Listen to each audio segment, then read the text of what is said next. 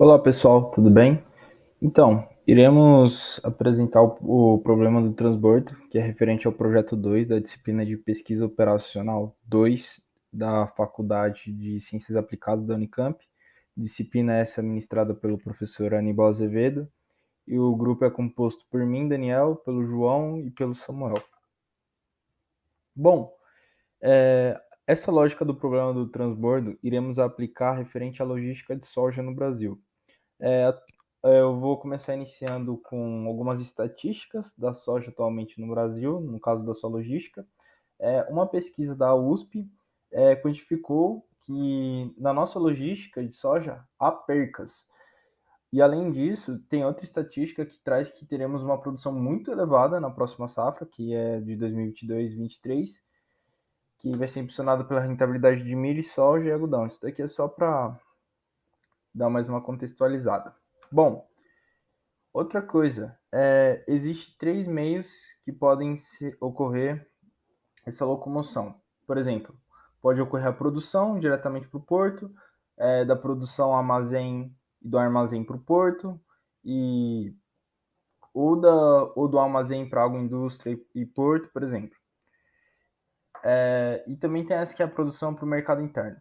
Mas o nosso flow no qual iremos estudar e no qual iremos resolver o problema é o seguinte: vai ser da produção para o armazém e do armazém para o porto. A produção, no caso, vai ser a fazenda, o armazém, no caso, vai ser o centro de distribuição e o porto vai ser o porto mesmo, tá?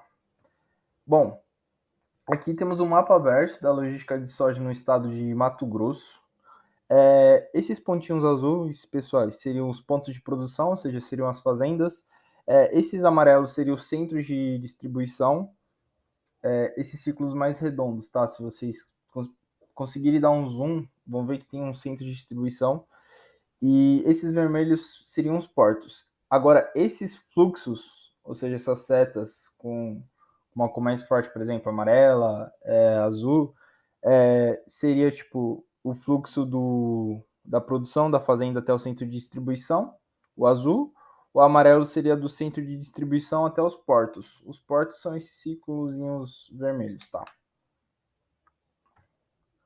Bom, o modelo de transbordo, aqui tem um desenho que é bem didático. Como é que ele funciona?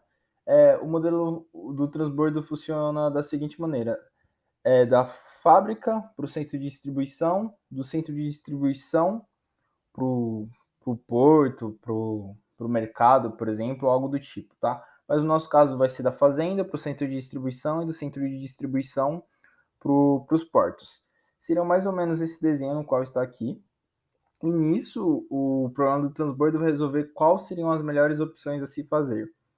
Tipo, se da fazenda 5 vai para o centro de distribuição 2, do centro de distribuição 2 vai para o porto M2, por exemplo. Aí iremos realizar essas análises, tá bom? Bom, aqui é a modelagem do problema. O problema vai consistir em algumas restrições, mais precisamente quatro. A restrição 1 a demanda, a quantidade de grãos produzidas na fábrica 1 tem que ser menor ou igual à quantidade que a fábrica 1 consegue produzir.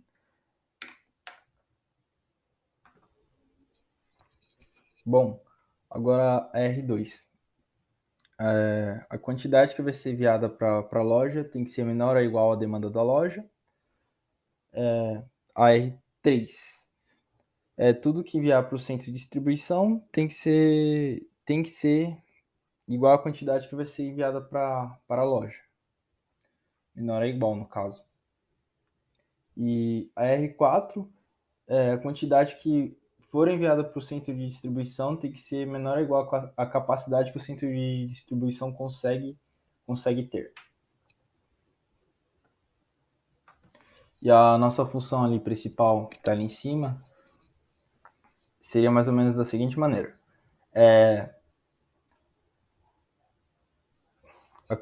O custo de envio para cada centro de distribuição, o custo de cada produto para cada respectivo centro de distribuição,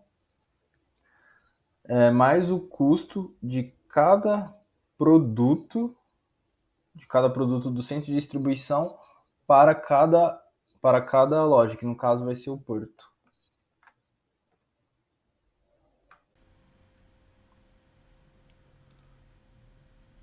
Bom, para explicar o código, primeiro nós temos que levar em conta que criamos, primeiramente, uma matriz de custos para a demanda dos portos e uma matriz de custo para a demanda do centro de distribuição.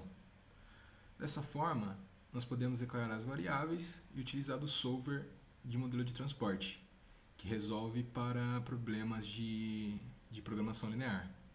Nós utilizamos o glop e nosso ambiente de programação foi o Google Colab e utilizamos diversas bibliotecas para a resolução desse problema.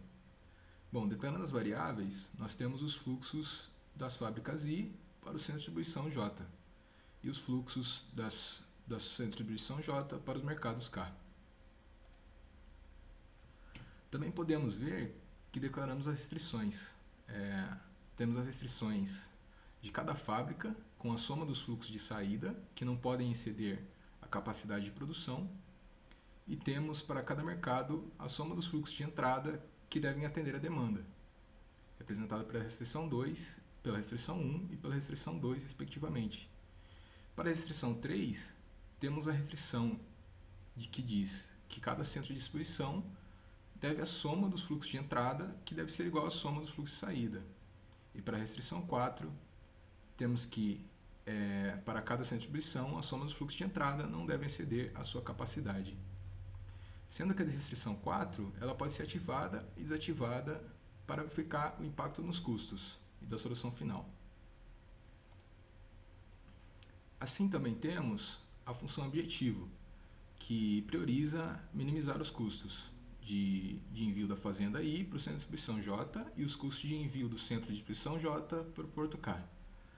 Nós podemos ver que definimos a função objetivo, né, e para as fábricas I e para as fábricas J em determinado conjunto de matrizes. E também nós definimos o centro de distribuição J e os mercados K para determinada demanda da matriz outcosts, né? E assim em diante. Bom, um possível gargalo que encontramos no nosso modelo foi sobre a demanda de cada porto, né, de escoamento de grãos. Nós tínhamos um fator porto no nosso código que era randomizado, né? Era distribuído aleatoriamente a sua demanda. E por isso, a cada interação, tínhamos um número de demanda diferente para cada porto. Por exemplo, numa primeira iteração, nós tínhamos para o primeiro porto uma demanda de 4 milhões. Já numa segunda iteração, nós tínhamos uma demanda de 1 milhão e 600. Nós podemos identificar um possível gargalo quanto à relação de custo por fluxo de tonelada, uma vez que o custo era muito elevado para uma tonelada abaixo do esperado. Por exemplo, para um hub 8, para o porto 1, nós tínhamos um fluxo elevado de mais de 2 milhões de toneladas e um custo na casa de 4 algarismos. Já para o fluxo do hub 26 para o porto 1, nós tínhamos um fluxo de 2 algarismos e um custo de 3 algarismos, que daria uma relação de custo por tonelada muito alta. Bom, para solucionar isso, nós teríamos que reaver a criação de hubs ou de centros de distribuição, né? Tendo que levar em consideração as distâncias e os custos de transporte.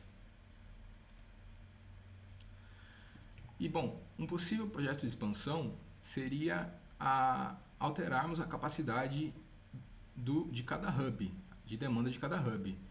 Que, bom, no nosso caso, para encurtamento do projeto, nós definimos uma capacidade de 2 milhões para cada centro de distribuição, né? Tendo margem de referência a armazenagem de cada município pelo site do Conab. Para uma ampliação do projeto, nós teremos que fazer uma adequação dessa lista, desse produto final. Para isso, nós teremos que fazer um levantamento de dados de cada município e organizar eles em uma lista para adequar a nossa solução. Dessa forma, cada município teria uma certa demanda e teríamos uma projeção mais fiel para a nossa solução. E bom, nós podemos observar em duas iterações que tínhamos fluxos diferentes. No primeiro gráfico, nós vemos que tínhamos fluxos de uma certa forma para certos municípios, e no segundo gráfico nós tínhamos de outra forma, distribuído de outra forma. Isso porque o nosso solver ele dava novos fluxos, uma vez que as demandas são distribuídas de forma aleatória. Então nós teríamos centros de distribuição posicionados em novos lugares, né, enquanto as produções estariam nos mesmos locais. E teríamos fluxos mais avantajados em certas distribuições. Aqui podemos ver um gráfico com a sobreposição dos fluxos e podemos ver que os fluxos mudam a cada iteração. E bom, um possível projeto de expansão poderia ser feito a partir de um experimento. Em 2010, um fungo chamado Fusarium polycephalum mostrou aos pesquisadores japoneses que ele tinha uma incrível capacidade de navegar por labirintos. Nesses labirintos, eles distribuíam nutrientes onde esses fungos podiam replicar a sua capacidade celular. E bom, o que os pesquisadores observaram foi que o fungo tinha uma capacidade incrível de se comportar de forma exploratória, né? Porque depois de 28 horas, eles se organizaram de forma muito eficiente e os pesquisadores puderam reorganizar o sistema de metrô japonês, tendo as menores distâncias entre cada nódulo. E, de forma semelhante, o mesmo experimento poderia ser conduzido recriando o sistema rodoviário das estradas. Dessa forma, nos estados brasileiros, nós poderíamos ter um menor custo de distribuição do centro de distribuição, pois a reconfiguração das rotas de transporte seria baseada na proximidade visual entre as rotas criadas pelos fungos.